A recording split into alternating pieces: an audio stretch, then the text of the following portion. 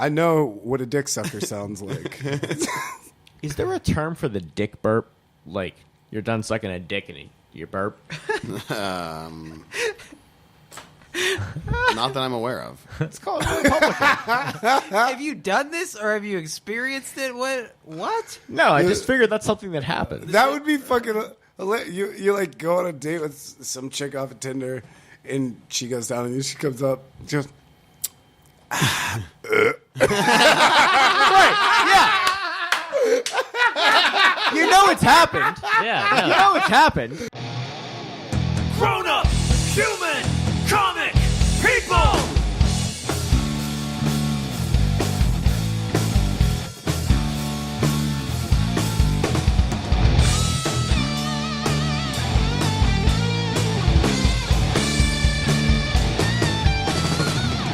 Grown-up, human, comic, people!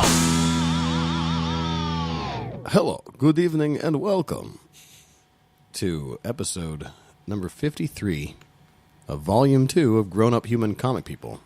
We are the humans. Welcome to the show.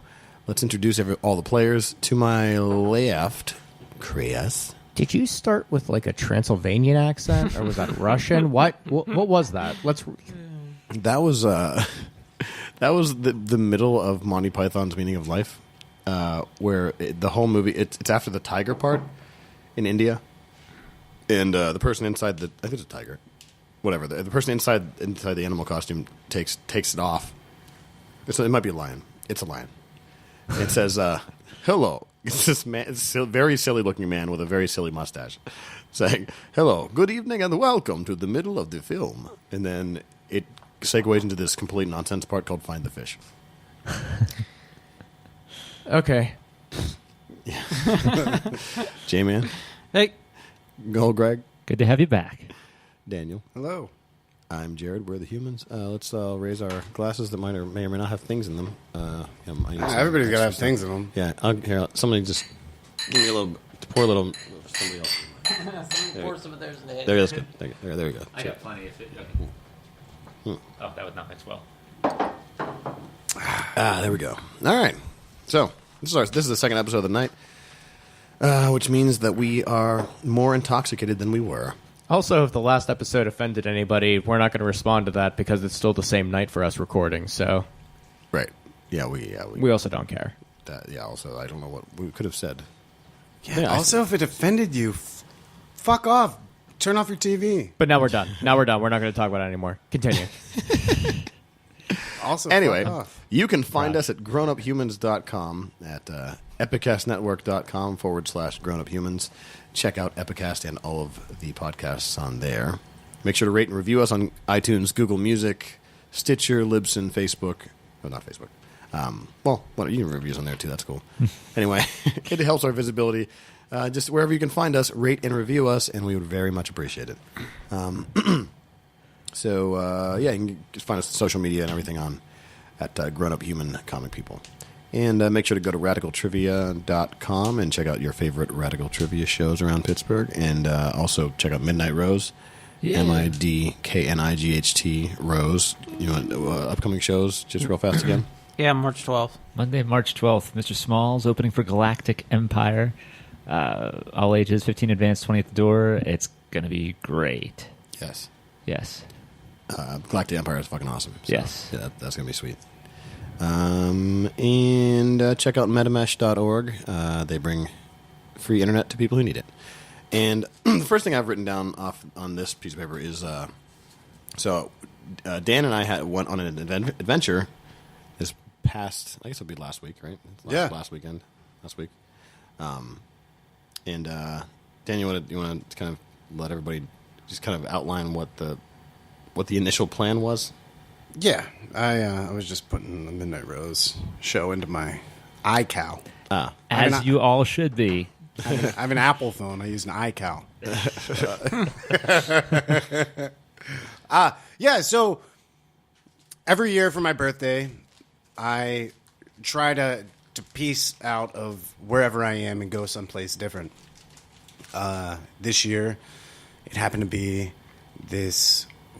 I wanted to go to the desert, in California, and one of the main draws for me to go to the desert was a town called Slab City along the Salton Sea. So the Salton Sea, if anybody's unfamiliar, is an area in California south of Joshua Tree that was fed by a lot of water from the Colorado River that was redirected there. There was perhaps a dam break or something. I forget all of the particulars. But in the 50s, this was going to be the Riviera, the U.S.'s version of the French Riviera, like prime real estate. This is like a bunch of money was going into it. And so they were developing all this land around it. Well, through a series of perhaps unfortunate events and droughts, they stopped feeding this sea. The sea, in quotes, is essentially a lake, like a great lake. It's a really big lake. And the salinity of the water just spiked, killed a lot of fish, and then killed off a lot of the wildlife around there. And then the sea just started being fed by runoff from agricultural runoff. So you have a lot of fucking chemicals. Shit water and nasty stuff. And so I was talking to somebody, and they said, anyway, I'm not going to go into this. So it's a weird place that is now, looks like... There's a whole documentary about it. Yeah. Was there? Yeah, it's called The Rise and Fall of the Salton Sea or some shit like that. Oh, that's fucking sweet. Yeah, there's a documentary about it. So you guys can watch that. There's also a movie I became aware of with Val Kilmer. Yeah. Oh, yeah. One of my favorites of all time. I've heard of that, but I don't know what. I've actually never seen it. I remember when it was on the new release wall at work. Yep. Mm-hmm. Yeah, buddy. Greg and I at Blockbuster. And that's where I found out about it, too. Same at here. Blockbuster. Same yeah. here. Let's do the power. Yep. That was a fist. We just caressed each other's knuckles. Some people would call that a pound, but we're white, so not really. It's a fisting. White people call it pounds. People in the know call it daps. So Cool people call it bones. I don't want to deride it too much, but I do love this movie. Greg, you saw it? Yeah, only once at the time. I remember it had an unusual vibe to it. I'd like to see What it is again. it called? The Salton Sea, It's just literally. called the Salton Yeah. Sea. So here's somebody that I won't be able to pronounce their name. Vincent D'Onofrio. Yeah, That was perfect. Good job. Okay. He's in it too? Yeah, he's the bad guy, man. I don't remember most Oh, of the stuff okay. about the movie. All right, yeah. So he has one of those rules that he always has where, like, you just don't recognize him. Right. I mean, and Val Kilmer is great. And I always love Val Kilmer. I do. Me too. Yeah. Kiss, kiss, bang, bang. Exactly. The So Island of Dr. Moreau. Oh, yeah. Like, that was, like, for me, that was the shit. okay, well, that's fine. That's fine, too. I mean, Tombstone, of course. Oh, I obviously. enjoyed it too. Oh, yeah. But this movie is very interesting because it starts out, again, no spoilers here because we normally cover things with spoilers. I wouldn't spoil any of the main things here. It starts out with Val Kilmer being addicted to crystal meth, and it gives a very kind of like really cool version of how meth evolved in the United States. And then you get to modern times, which is early 2002, 2003, something like that. The soundtrack is like very reminiscent of that time as well. It was very like chic and very cool. And it's a noir type movie. So like what you start out with is not what you end with at the very end. And it's just so cool. And it was directed by DJ Caruso, who did a lot of The Shield. And, yeah. Yeah, and he did Eagle Eye with... Fuck, who's in that? I think I've seen this before, but I only remember the name. Who was in that movie? After Jared told me that this, whenever I proposed this trip to him initially, he was like, "Oh, like the movie." Yeah. I had no idea.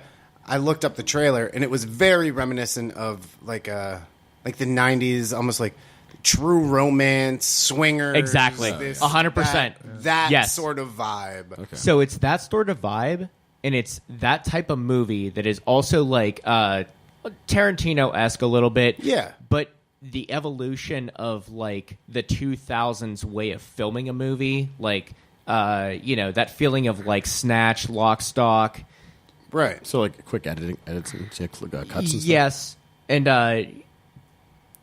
it would be better if I could talk about it a lot better if other people saw it or remembered seeing it. Well, shit. But I feel like if you watch the trailer, it's distinctly a movie from that era. Definitely.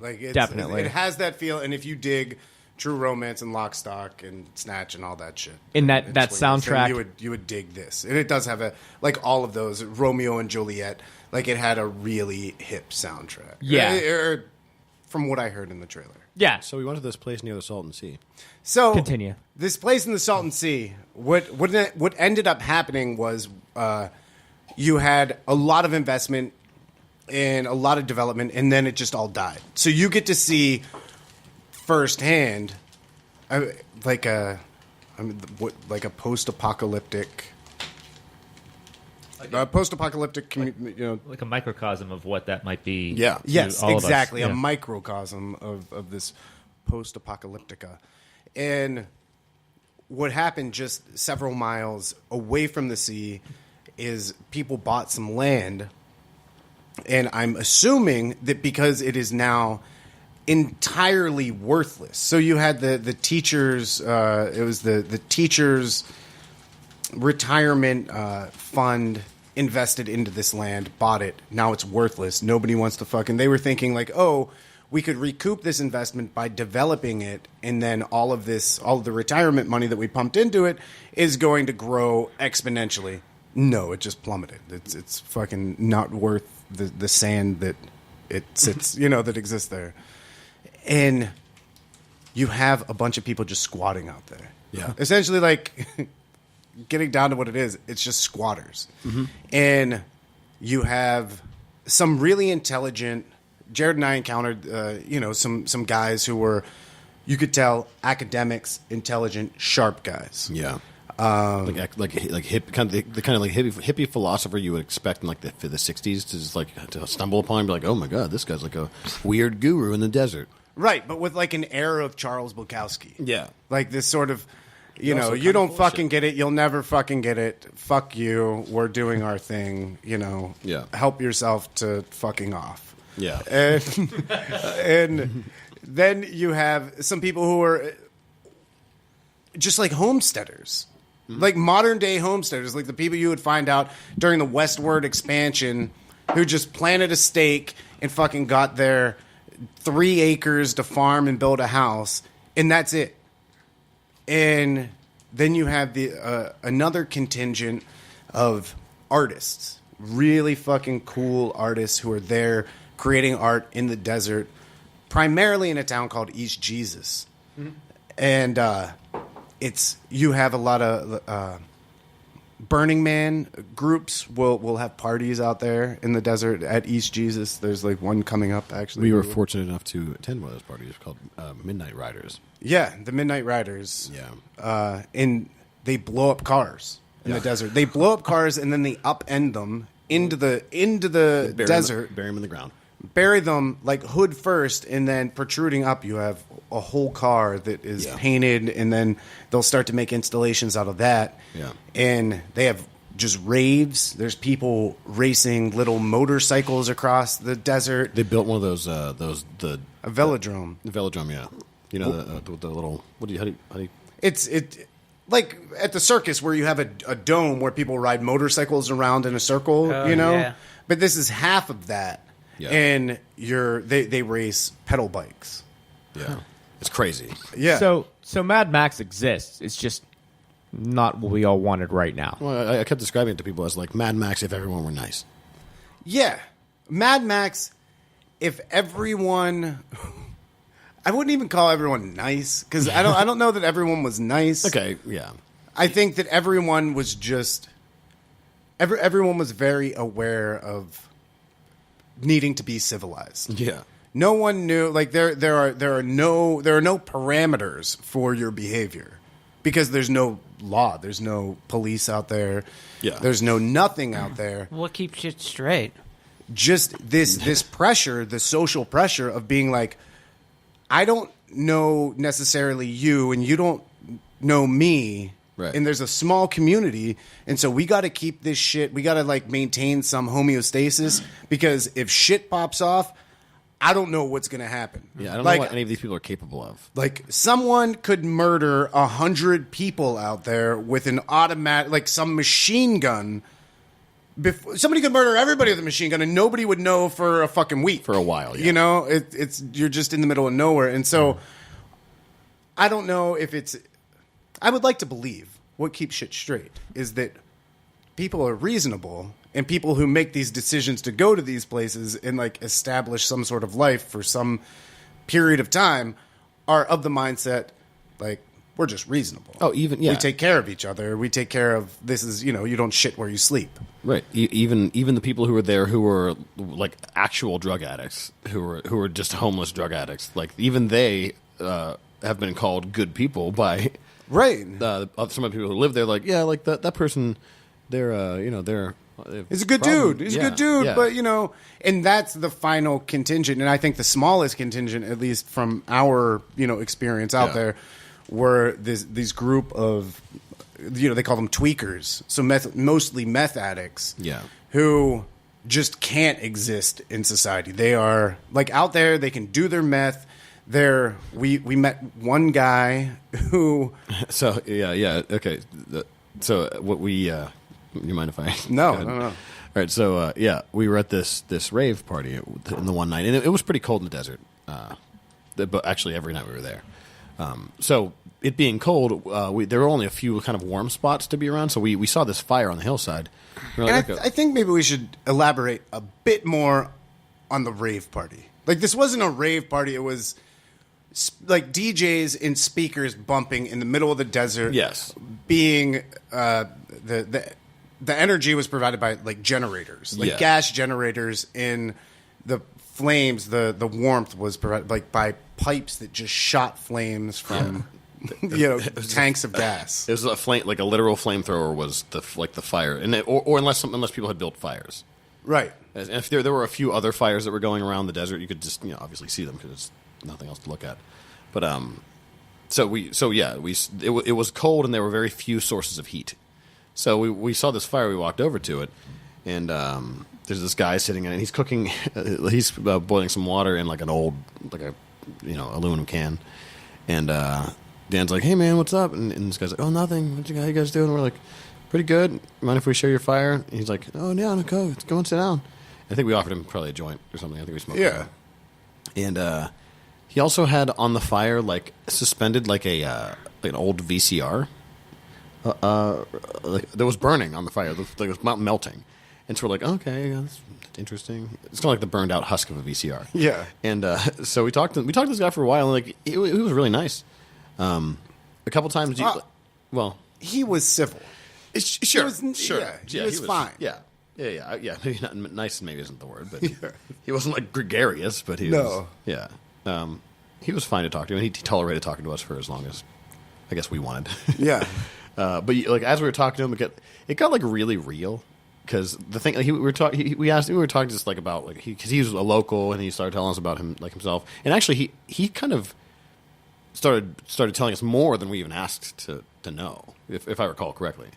Absolutely, we didn't ask him shit about what he told us. Like the deeper outside of can we share your fire and how's it going? The rest was just. Let me tell you about some shit. Yeah. That is me. Yeah.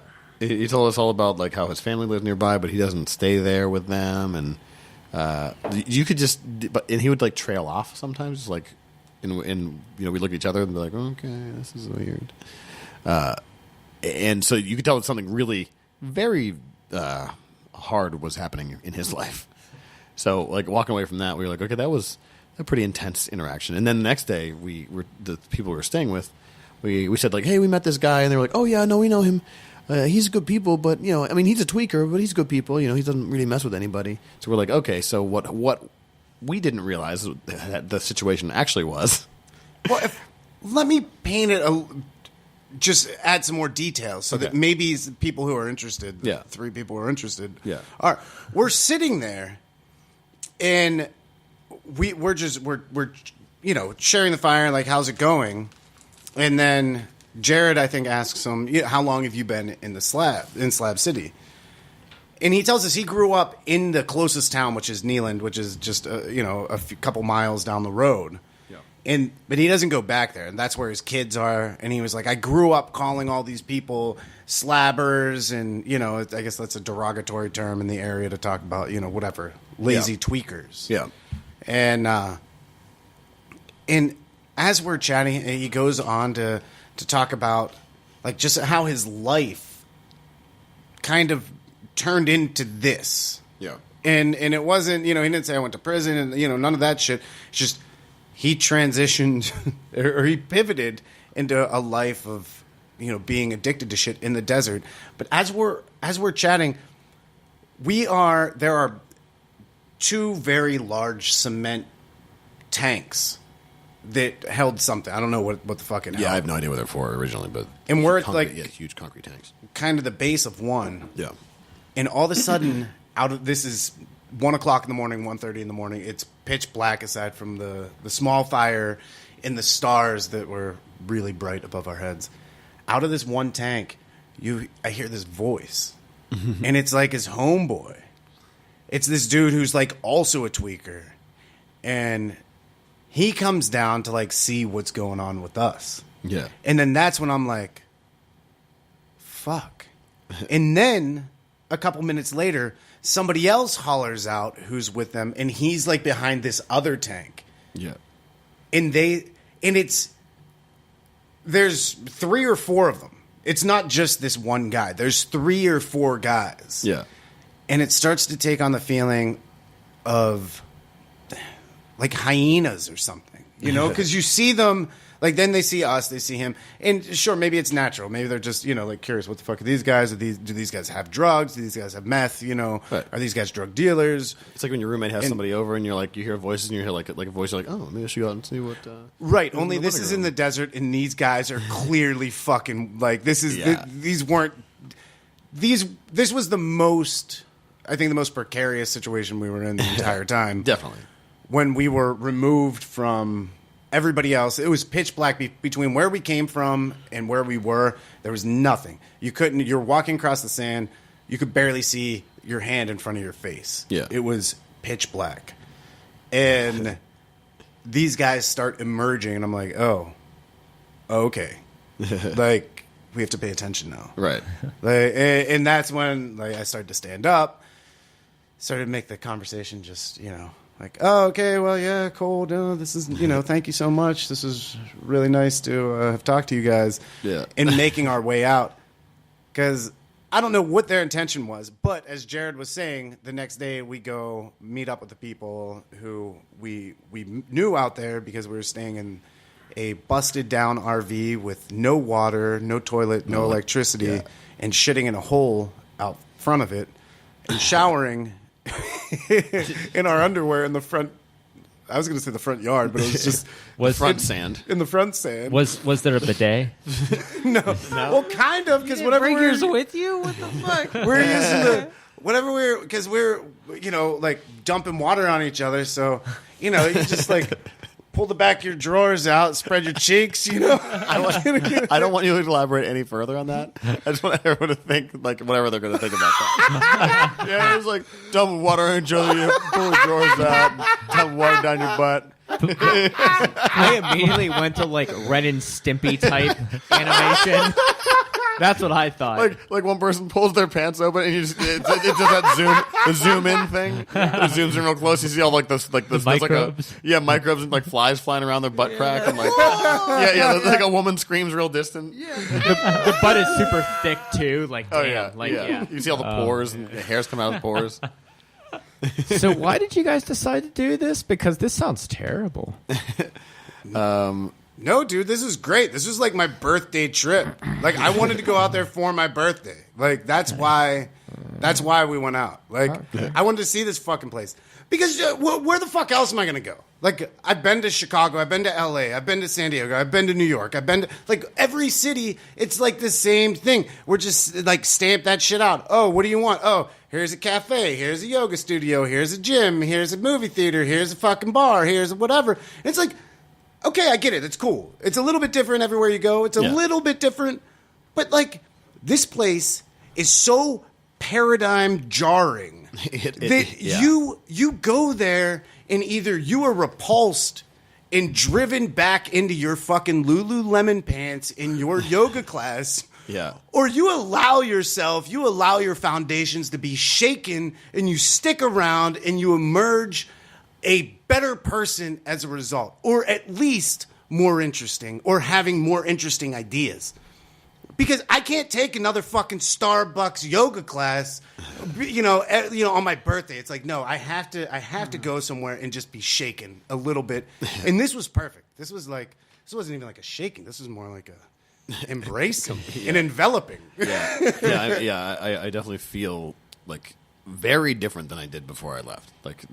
I've been doing more stuff, and it was partially due to that, and also on the trip I was also reading Arnold Schwarzenegger's autobiography, which is very inspirational as well. And I think it really, the combination of that and being in the desert with these people who have literally nothing, really helped me to kind of, I don't know, it was a great experience. Wow.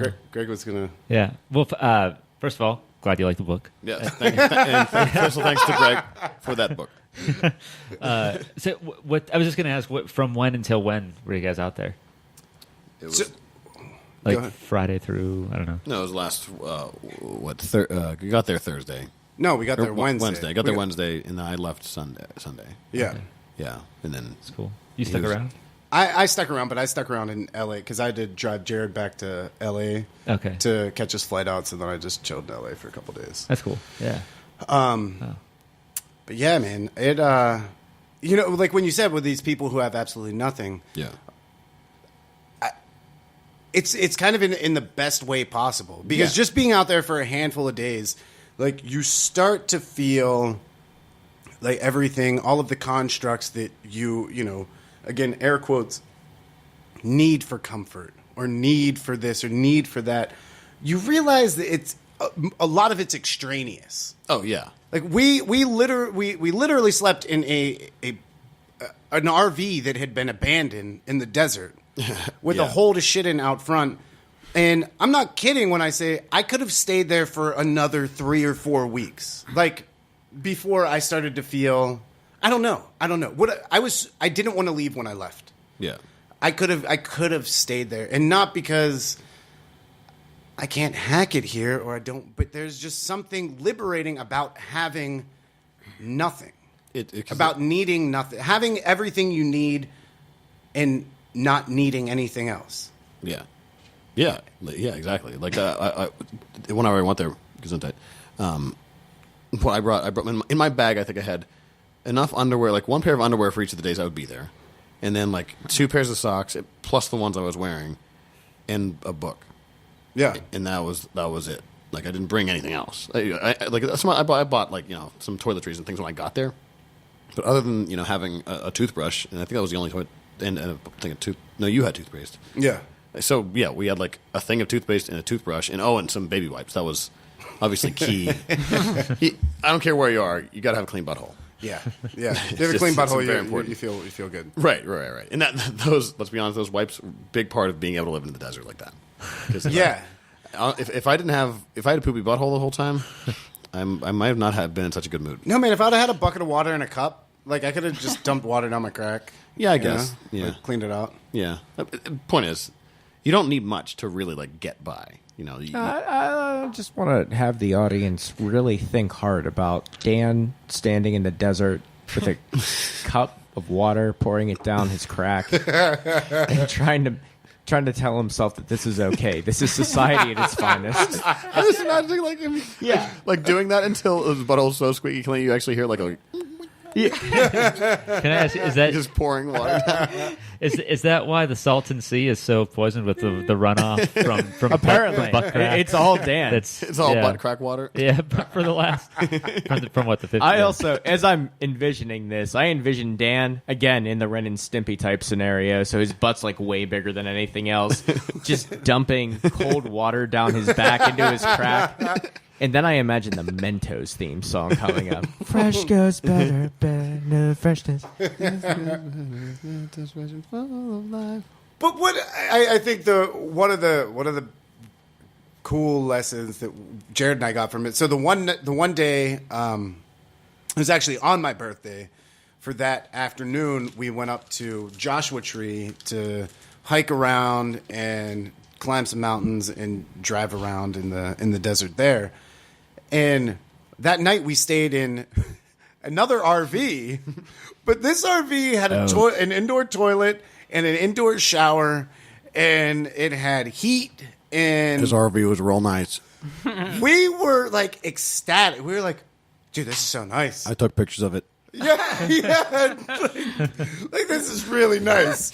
This is really, really nice. And I think objectively, on a universal scale, it would be what most people would consider suboptimal. Like this is substandard by several measures. If you're on a regular vacation and someone was like, "Here's the place you're staying," you'd be like, "No, it's not. Yeah, This is an RV. This isn't even a structure. This is a movable structure." with TVs that work if you hook them up to something because they don't work otherwise. Yeah, Hook them up to something. but But it was cool to experience, to adapt so quickly to where we were living and really enjoy it, and then experience something that was, it felt luxurious at the time, and really appreciate that. Go back to the other place, really appreciate that, and to be honest, whenever I stayed in Venice Beach, it was a really posh place. oh yeah, it was nice. It was super posh, and it just it wasn't. I didn't love it, and and I'm not saying I'm a changed man. I only fucking live off the land. No, like I have 2 cars. I don't know. I have things. I'm not opposed to having things, but there it felt right. It felt good. It felt in Venice felt. I felt stifled. That's what I felt. I felt fucking stifled. That's what I'm looking for. That's the fucking feeling. And that's the fucking feeling I feel fucking regularly just in the world is stifled. We are constantly stifled. You have an idea, you can't execute on it because there's a lot of things keeping you from doing it. Yeah. Like, you do a thing because you should do this thing. You go to a place because you should go to that place. You don't go to, you do things because you should or shouldn't. Not because you want to. Not because you want to. Being in Slab City is because you want to. Yeah. There's nothing there. There's not a fucking cool movie theater or a cool concert or, anything sweet. You're there because you want to be there, and you can do whatever the fuck you want to do when you're there. Yeah. If you don't want to be there, leave. Right. We're happy to see you come, and we're happy to see you go. Yeah. And part of me didn't even want to talk about the name of the place where we went because I don't want it to get fucked up. I like on the one I partially agree with that, but I think on the other hand, like there aren't a whole lot of people that would like once they research what it is would go and stay for very long. Hopefully it has that like sort of self-selecting mechanism. I think it kind of does. Yeah, you talked me out of it right now. Nothing you said makes me want to go to this place. Yeah. It's interesting. Yeah. But I'm not going to be there. Yeah. Essentially, like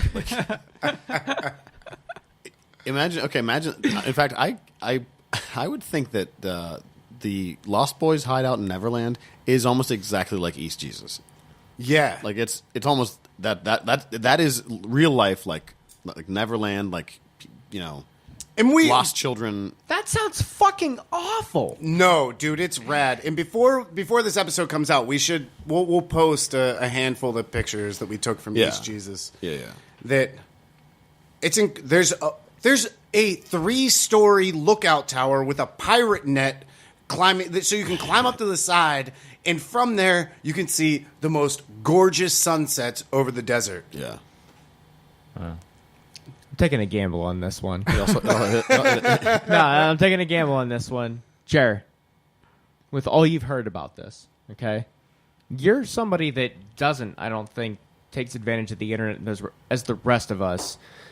What do you think? Would you go to this place? If there weren't any people there, I would go there. Okay. So no. I like all the stuff, but I'm more of a things person than a person. I feel it. No, but I feel Like, you know what I mean? Like, I don't care for the meth heads and stuff. But like, I would love to see the pirate thing. Like, yeah. And the meth heads were such a peripheral part of the experience.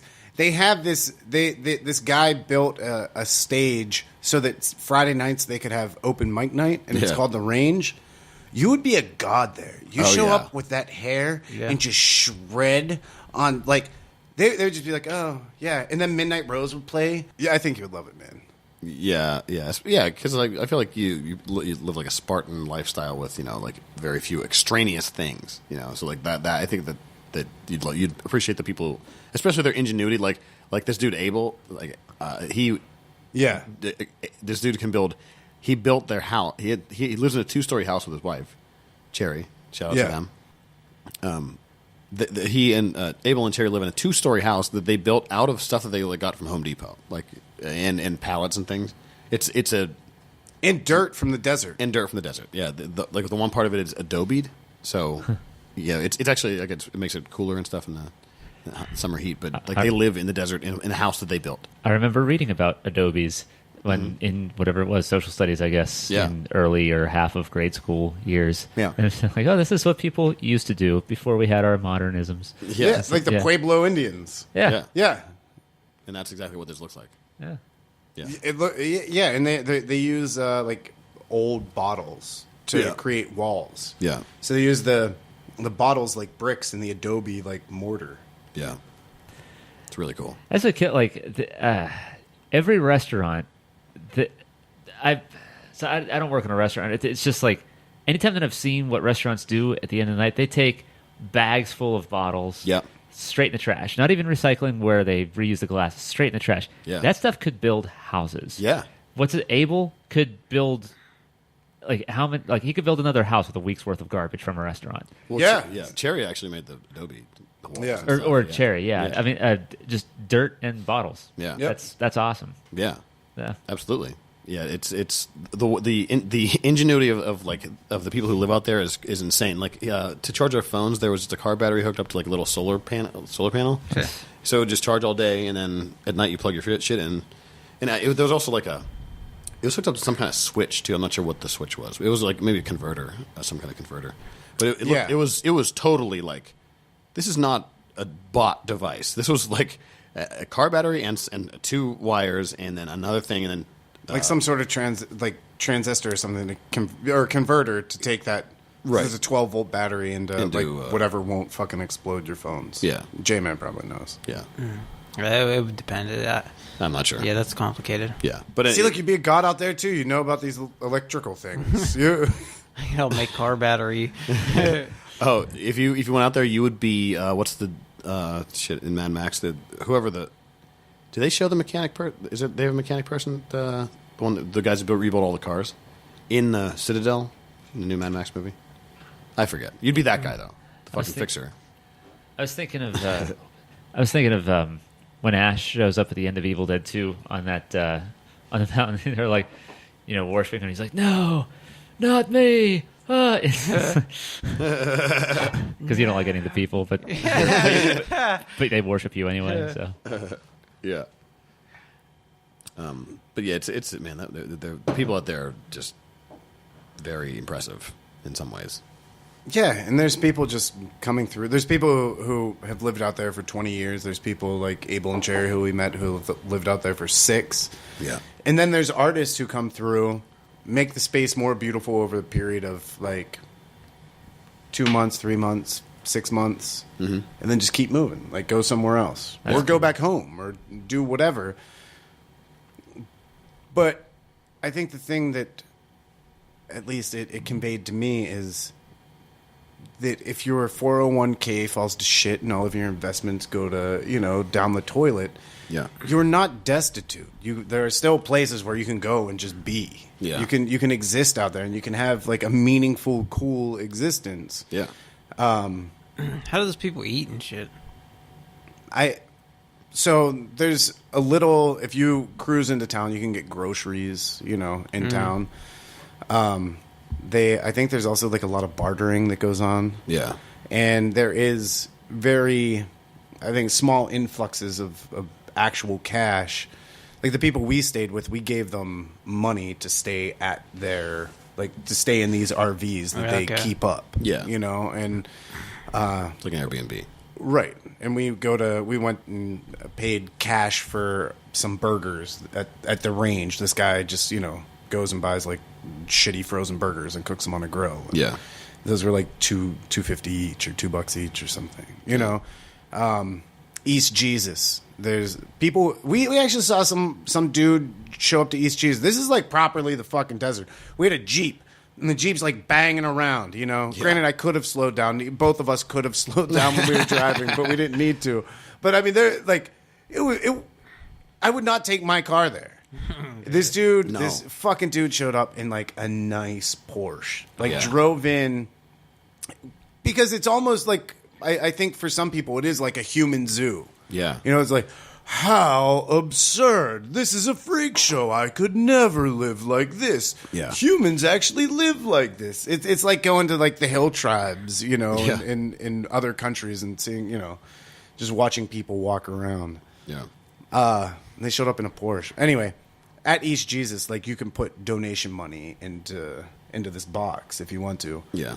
But they're totally happy if you don't, and they really appreciate like weed or some beers or whatever. Yeah, like, we should show up with one or both of those things like every time we showed up, and we were always yeah, yeah, and we were welcome without them too. Yeah, yeah. So how do they? I think groceries, bartering, and I think just everybody takes care of each other. And some of them are like street performers and stuff too. Yeah, They go out and do, you know, busking and things like that. but not around there. No, not around there. No. No, like whatever the nearest. Where is the nearest? I don't mean this to sound as insulting. Where is the nearest civilized town?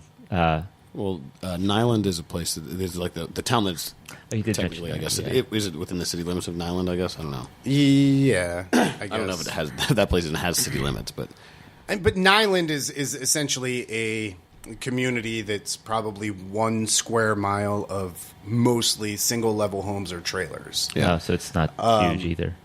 I think the closest big-ish city would be like Calexico, or which is right on the corner of Mexico. It's like 30 miles south. Or you have like Joshua Tree area, which is like 60 miles north and Palm Springs. Palm Springs is the closest, actually. Yeah. Probably. So maybe that's like 40 miles. Or Indio, maybe. Indio is pretty close too, I think. Yeah. Is it further? Whatever, it doesn't matter. It's 30 miles in either direction. You have like proper, like you have your yoga studios and Starbucks. Yeah. You know. yeah. But you could wander in that desert for a while and probably not find anything. Yeah. Yeah, it sounds like you can make a wrong turn in Albuquerque real fast. Yeah. Yeah. Yeah. But I don't think it's bad. Like that's the thing I learned. I don't think it's bad. No, I don't think so. Like the world isn't like we were talking about earlier in the last episode. Yeah. I don't think the world's that dangerous. Yeah. And you know, especially not if you pay attention. Right. Like if we were just sitting with that one dude, the one tweaker, just like completely oblivious, like all night, or like fell asleep there or something, maybe we got stabbed or something, right? You know, or robbed, you know, or whatever. But you know, but also maybe not. Maybe not. Yeah. Yeah. I guess it doesn't hurt being a large man either. That's large-ish men. Yeah, that's true. Like we are fairly. we are not the first people I would fuck with if I were, you know, somebody who were a meth head. I ain't your meal ticket. Right. Because what is there to gain from that? Yeah. Yeah. That's This motherfucker looks like he bites. That went into the question of how they eat. yeah. Yeah. People go missing there all the time. Yeah. So do we want to just like briefly give our opinions on how we thought Black Panther was? Like not a detailed anything, but just like how you felt about it. Your general feelings for the three of us that saw it.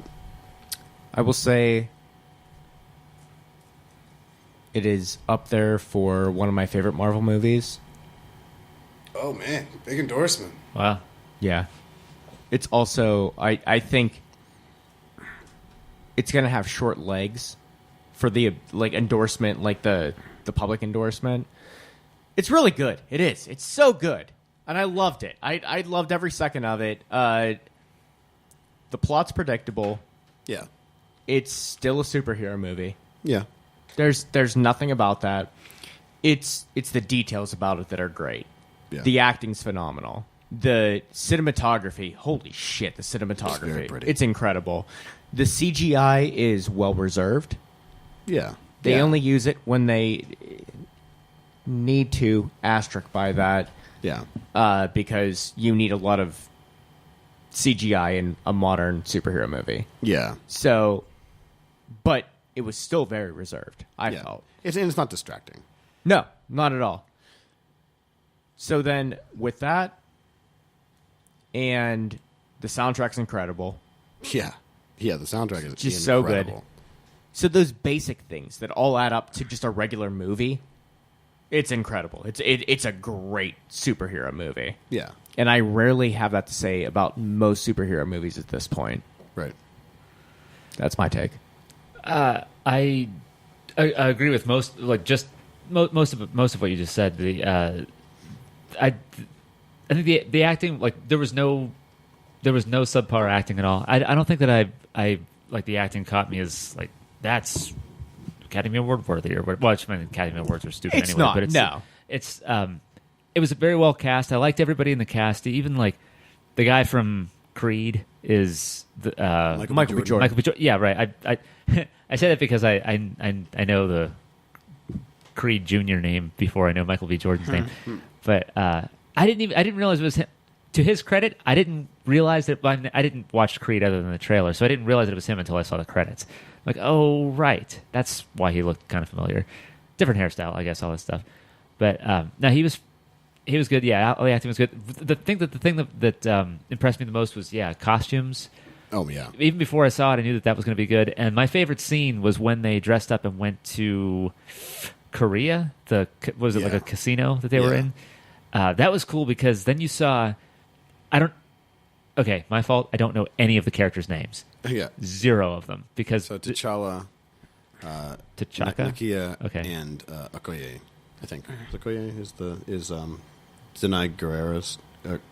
I'm just Career white is- as Greg in okay, this so scenario. his ex girlfriend Michonne. We're Americans, dude. Those are tough names for us. Yeah. It's not even. It's not a racial Michonne the thing. General. Yeah, Okay. Michonne. From Walking Dead played the General. Michonne. Fucking what's her name?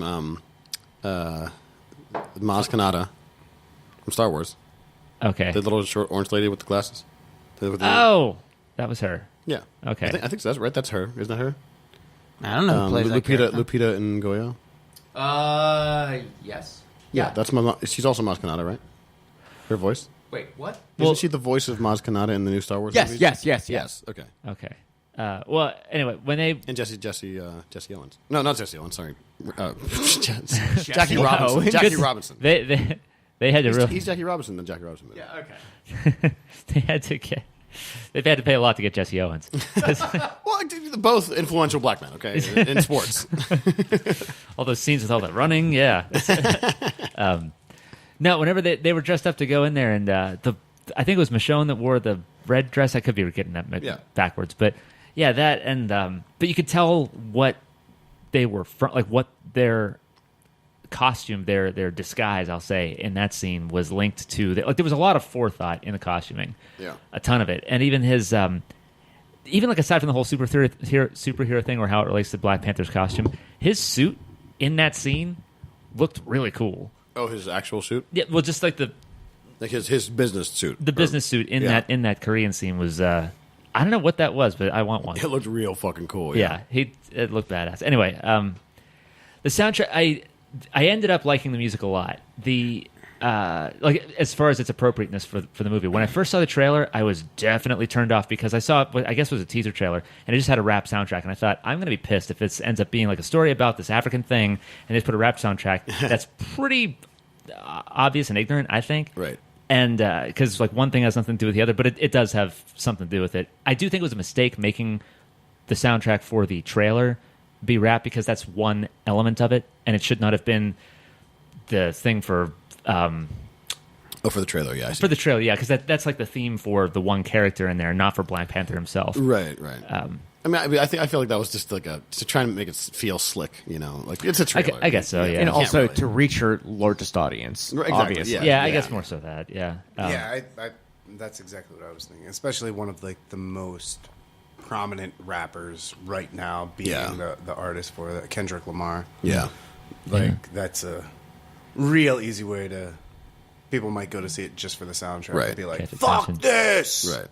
I haven't seen it, but I understand that Kendrick Lamar is not the entire soundtrack. Right. Yeah, no, just it's laced in well. Yeah. In fact, I even like the fact that they kind of use the rap stuff for the trailers, just because it allows the movie to like appear as black as possible. Because like there's like in so many like trailers and stuff, like you try to make it seem cooler by adding a rap song or whatever, like just trying to take like black culture and using it to make everything cool. It's like, okay, this movie is like very strongly about black culture, and therefore they're going to use it black culture itself to promote it as a movie that should be promoted by black culture. Like not just using it as a fucking way to get more people to think it's a slick trailer or whatever. I don't know. I don't know if it gets more black than some like West African djembe drumming, like some really fucking. But I mean, slick. but this it relates to like black culture in America. Right. Like what Chris was saying, to just get heads to turn. Yeah. Yeah. There was, as far as like the there was I get Branford Marsalis and Wynton Marsalis. I think it was Branford Marsalis. Both are jazz musicians. Anyway, the one guy, he had I think it was Branford Marsalis, said he, like, in an interview, pointed out that he doesn't like rap, and he said, "Why don't you like rap?" And he said, if you take like the extent of human evolution and like, trace it backwards down to its like most music, like the musical most fundamental element, rhythm, the drum.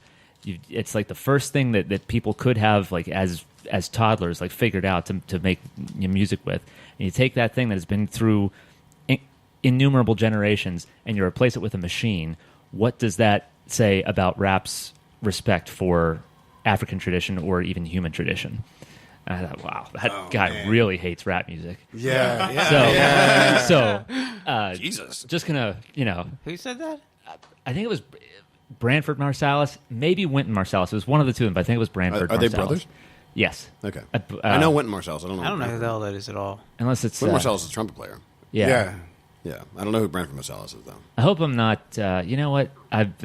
There's a slight chance that I'm wrong about more than half of what I just said, as far as like who it was. As far as like the identity of who it was. Like, I think they're brothers. It could be one of the... Whatever. Yeah, but it's one of those two names said that. Okay. So what he's saying is rap music is an insult to all of humanity. Like, not just music, but humanity. Like, That's an awfully rough thing to say about anything. yeah. Wow. I love the quote, though. There's a slight chance that I might be more than half of everything that I just stated is wrong. the identity of like the that's all, that part. You know what? That makes us the most honest reporters for like in Right? yeah. It's like, listen, we're saying a bunch of shit. We're not really sure if it's right or not. You can choose to pay attention if you want. Made sure to review us on iTunes, whatever. I don't know what else we do. Yeah. But we stand by the fact that there is no such thing as objective truth. So Yes, exactly. have at it what you will. So what I'm gathering from this episode, we should probably move on to a comic. Sure. Yeah. So we got this this book called Last Song. Greg, would you like to do the honors on this one? Oh, certainly. There you go. Thank you. Yep. Last Song. This is a book by Black Mask, and it was created by Holly Interlandi and Sally Cantorino, and it's a pretty lengthy read. There's it's a pretty thick book. Okay, so let me try to get the positive things out of the way before I get to the majority of what I'm going to say.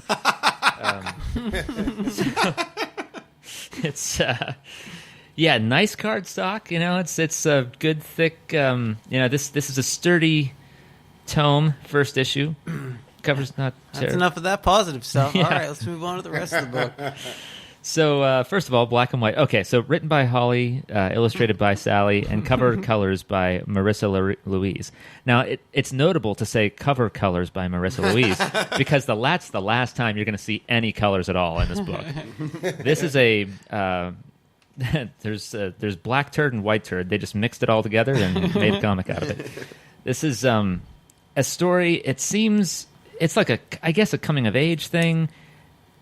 So it's like Northwest. Oh God! So it's Yeah, from like the 90s, Northwest. No, like Kanye West and Kim Kardashian's kid. Oh. He said they mixed black turd and white turd together. oh okay. Oh, I thought a coming of age thing. I was thinking more like Gilmore Girls. Yeah. Also, is she a white turd? I don't. She's I not, don't Isn't she accept her Mexican? as part of the racial group I'm stuck in. She's Greek. Isn't she Greek? Or she's like Mediterranean, right? Kardashian, I guess. I don't I know. heard that Rob Kardashian's like a Mediterranean from the If Mediterranean. there were a police report, they would say white female. But it's not black and white. Kim poop. Kardashian is fucking white, and I don't care what anybody says. But also, I like Kanye, so I don't know if I approve of You these like things. Kanye? Yeah. We'll let him on this podcast. Only me. You Kill guys, him now. You guys don't like Kanye? Shut up. Oh, he's I like some of Kanye's music. I don't like he's Kanye. fucking with you. What? No. No, I like Kanye. Shut up. I'd like to quote a Mr. Marsalis right about now. Go ahead. No, I'm just- By all means. no, it's all right. They, You guys don't like Kanye? Okay, whatever. God damn it. So like, it looks like Fucking this troll. is it's a story about two kids that want to form a band, I think it takes place as early as 1999. It goes up to, I'm sorry, not as early as 1999. It's like between the mid 80s, I want to say, and it's over a span of years, and it's these two like 8th graders turned like 19-year-olds who just they're best friends and they both suck at their instruments or whatever, and they want to collaborate and like dream together on this band. The one eventually decides to move to LA to pursue that, and the other one says, "Well, I'll come with you." And then it's a very big moment for the two of them to hug. And they when they're out there, they're just it's ho hum. It's them like talking about how oh, the phone hasn't rung yet. It's not ringing, and they're like, well, I wonder what we should do, and maybe we should place an ad. No, let's not do that, and let's go to a bar and hang out. And then they meet somebody who says that they can play bass. Great, we got a bass player. Well, maybe do it. Like, this is pages and pages of mundane dialogue Oh yeah. by Holly, who I'm guessing. What do you think, Jer? Musician? Non-musician? Definitely not. Definitely not. Never even been around a band. Like maybe she's seen some, Do you think she's ever heard music? perhaps.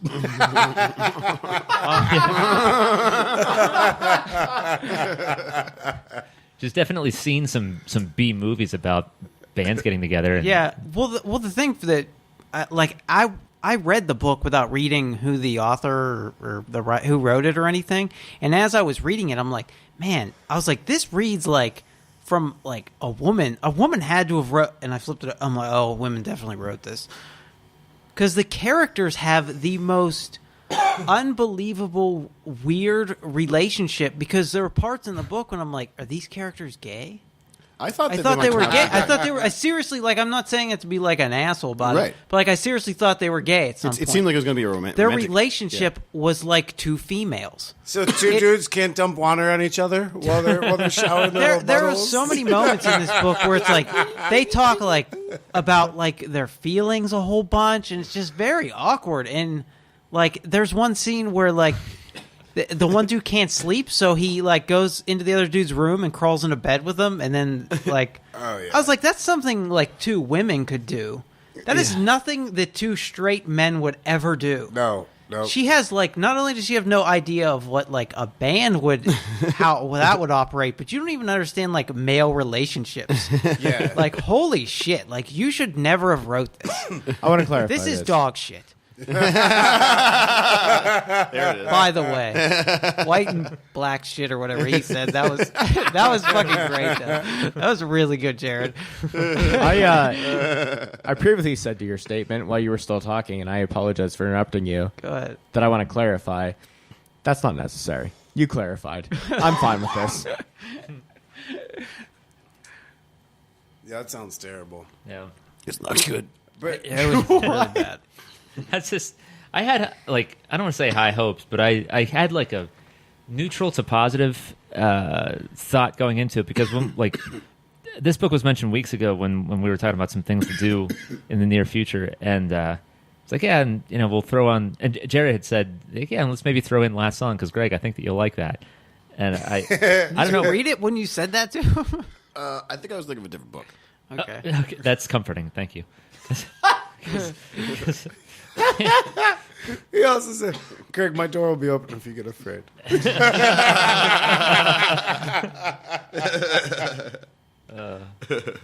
I'll just be in here napping. Yeah. The thing with him crawling into bed, I just kept thinking, like, I want to ask, like, next time I see Jared, I want to ask him, like, so, like, if, like, Trevor, like, just one time, just, like, knocked on your door in the middle of the night and was like, I can't sleep. Like, you'd be like, get the fuck out. Like, of the house altogether. Like, you're done here. Like, you have to move right now. I've definitely shared beds with, like, my buddies. So have I. But if I ever, or any of my buddies ever came into my room, like, I don't give a fuck who it is. You walk in like, hey, I'm really scared. Can I lay with you? No, man. Let's sit. Let's talk. Why don't you just come in here and talk? Have a seat. Let's talk.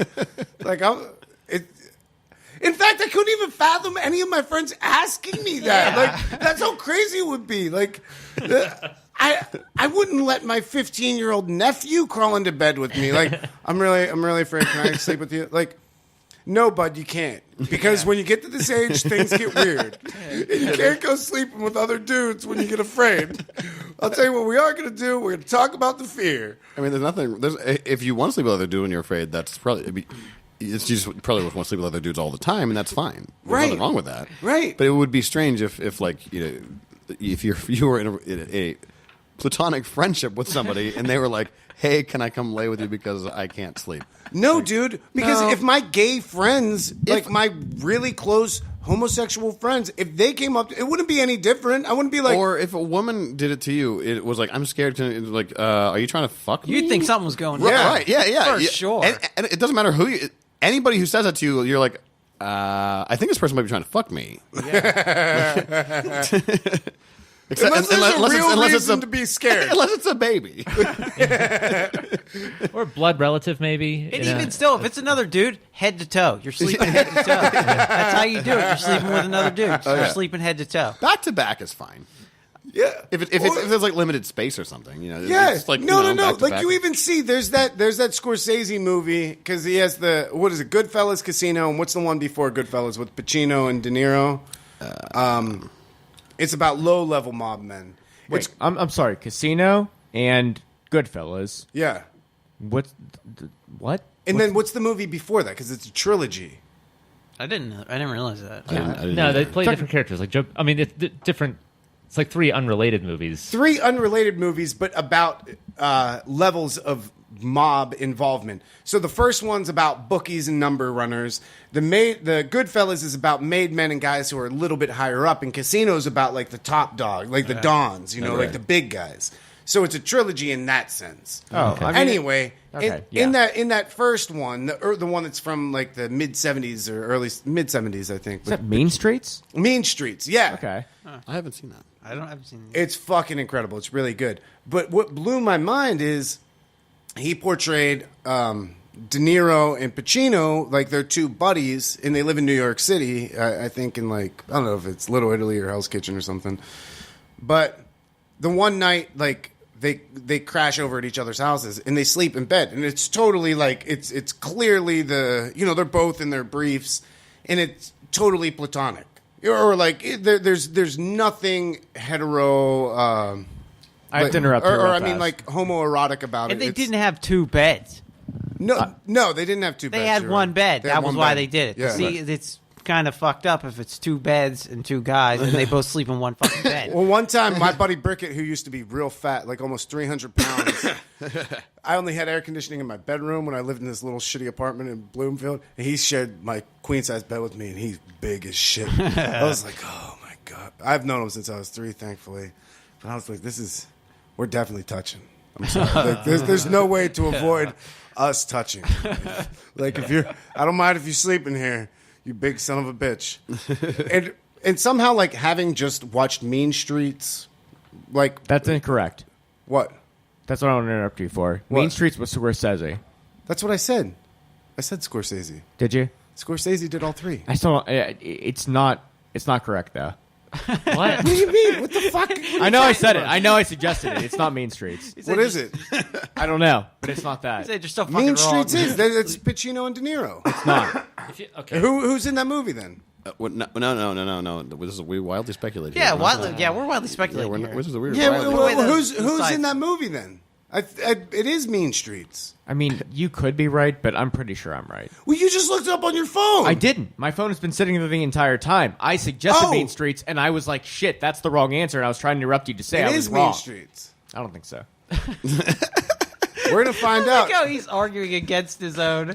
Well, I'm gonna say that He's like, yeah, I said that, but that's bullshit. I'm gonna say until someone has a better answer for us, it's gonna be Mean Streets. You know, yeah. That's how science works. And you know what? I've been wrong about at not least wrong. 50% of everything I've ever said. So, thank you, Greg. Quite welcome. I'm just saying, if we're gonna be scientific about this, Mean Streets is the answer so far. I don't know if Yeah. anybody's ever said that, Sheriff. That's prolific as fuck. That's how What? How science works. science works. Yeah. That's exactly how science works. Yeah. That's true. Anyway, Yeah. There are, by the way. dude, sleeping together under Yeah. two Oh, yeah, conditions. no, yeah. One, you're gay and that's your boyfriend. That's your lover. And that's There's fine. nothing wrong with that. Yeah, of course there's nothing wrong with this. This is the fucking dark age of Jesus Christ. I want you to have sex with whoever you want to have sex with. Yeah, just Two. Yeah, we don't have to defend that. We're trying to get in trouble here. Remember? Yeah. I'm sorry. That's right. Yeah. Yeah. Maybe there is something wrong with I that. don't care who you have maybe. sex with, unless it's me. That makes me uncomfortable. And I get to have a say in who I have sex with or who has sex with me. Republicans, do you suck dick? Yeah, big deal. Like what? Stop it. No, we're trying to Oh, get in trouble. yeah.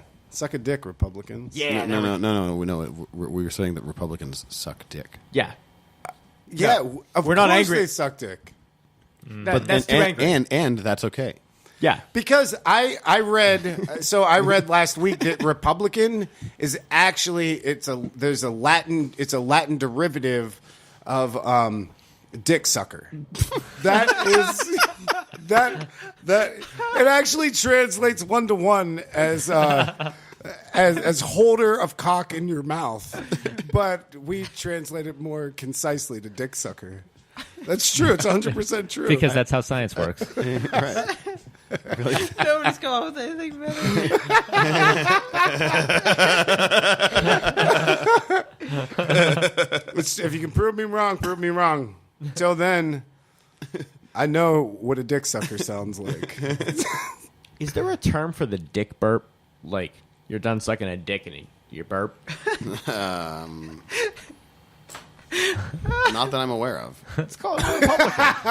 Have you done this or have you experienced it? What? No, I just figured that's something that happens. That would be fucking. You like go on a date with some chick off of Tinder, and she goes down and she comes up, she goes,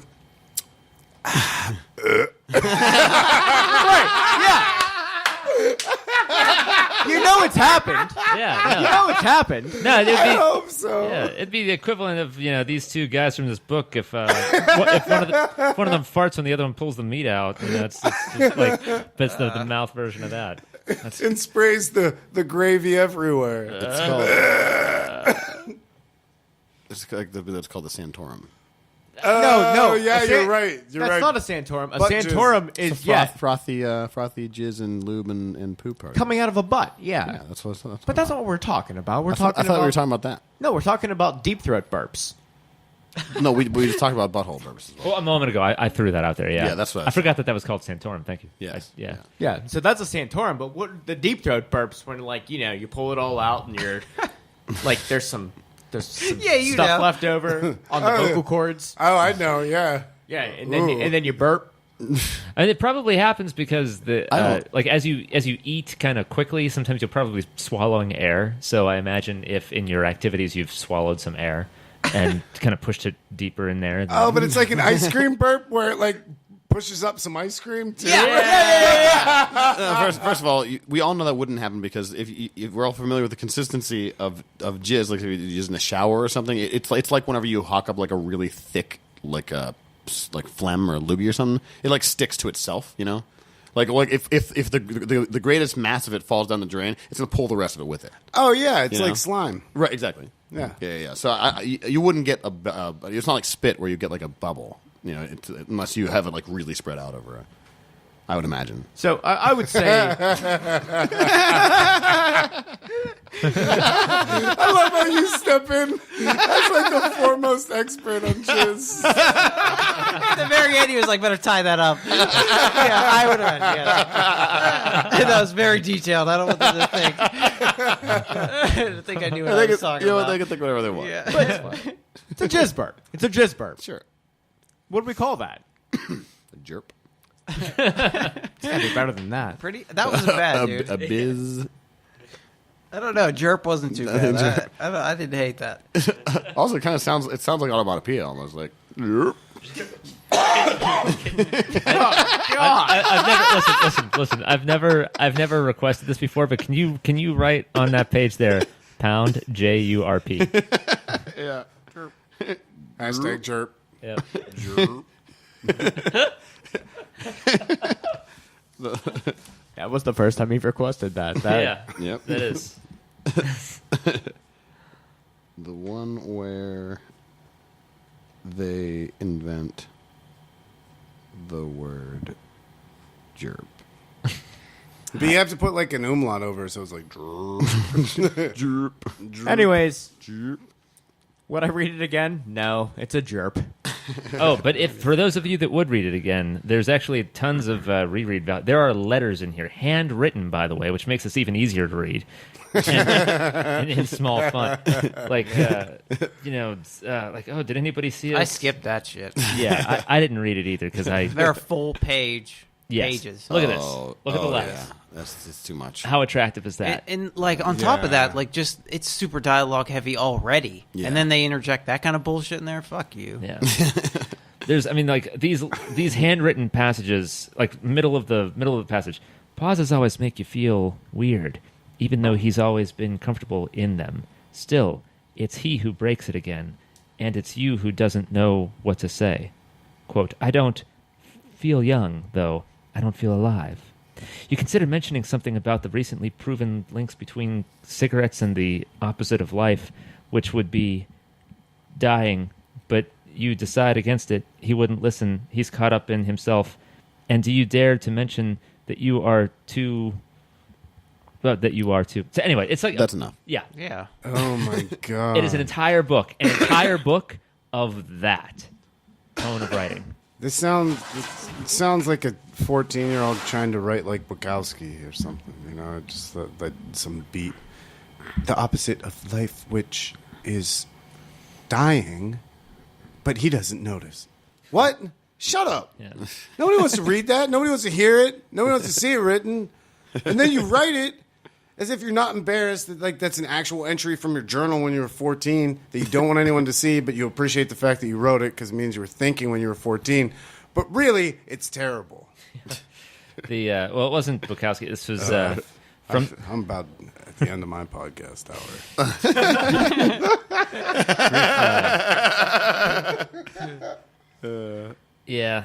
No, not because this is from the brand new team of Holly Interlandi on scripts and Sally Cantorino on pencils and inks. This unique, heartbreaking story is about letting the music in, how it changes you and affects everyone around you for better or worse.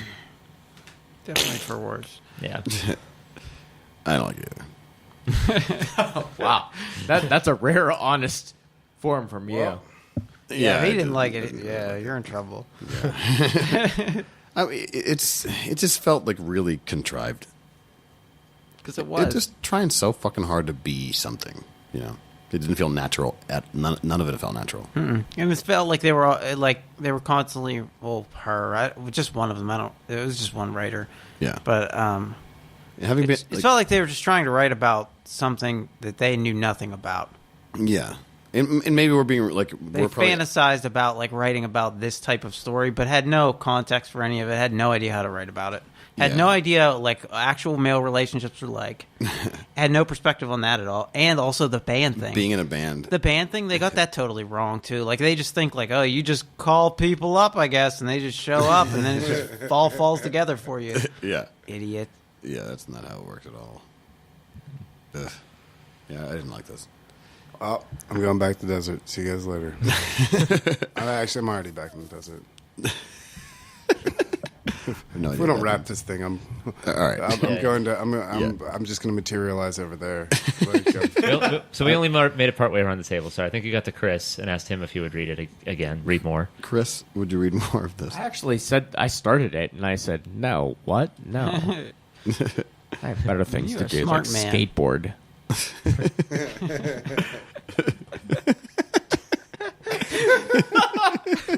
the thought of Chris taking up skateboarding makes me really happy. At this point, you're probably not going to get good at it. Like, That's what makes it so funny. yeah, exactly. Like so it's just going to be him like doing the same on the same stretch of road outside his house, like trying to do the same kickflip for the rest of your life. But you That know, makes So me you can't so walk happy to like go and pick Chris up for the podcast, and he's like, "I'll be outside. I've been practicing my ollie all day," and he's just sweating. Like I want that. That's what I want to see with like some knee pads. On. it would be even worse than that because I would use one of those really long skateboards that you shouldn't do for like trick. Because I'd ask my parents like I'm going to skateboard. They're like, "You're 30. Get one of the long ones." So I get a long one, and I would just be like, you know, like trying to get it up off like just the the side of the road, not even a curb. Just, You guys are like naming like actual tricks. yeah, That's what I was thinking. He was just going to be like falling down riding it. yeah. Yeah. Oh boy, So, Yeah. sing us out, cowboy. Okay. well, Jer, yes, Yeah. no, I thumbs think we all know how I feel about this. up? Okay. Yeah. Give it a dog shit. I didn't start, and I'm not going to start. Okay. I didn't even quite finish this one. I was a few pages from the end, and I just couldn't do it. Yeah. Yeah. It was rough. It took me a long session on the toilet to finish. It's a that. thick book too. Yeah, there's a lot of pages. I mean, if you're looking for a lot of stuff to read, like for your money, this is a good book to pick up because there are a lot of words inside. Also, the internet exists. What? Or just like a dictionary nearby, or like just a phone book, something like that. Or just like modern you know what? Never mind. Just no. All right. If I wanted to read a turd, I'd jurp. Jesus Christ. Good. Please end this. End Yes. this All now. right. That was episode 53 of this show. I guess. Sorry, I don't know. Yeah. So we'll see you guys next time. You can find us at grownuphumans.com, at epiccastnetwork.com/grownuphumans. On all the social medias, I can barely do this. I'm delirious. I'll see. Let's see. At Grown Up Human Common Let's Peoples. go. Let's go to say bye to everybody. Chris, J-Man, See ya. Greg, All right. See you later next time. Dan. Dan left. I'm Jared. That's enough of that. Human comic people.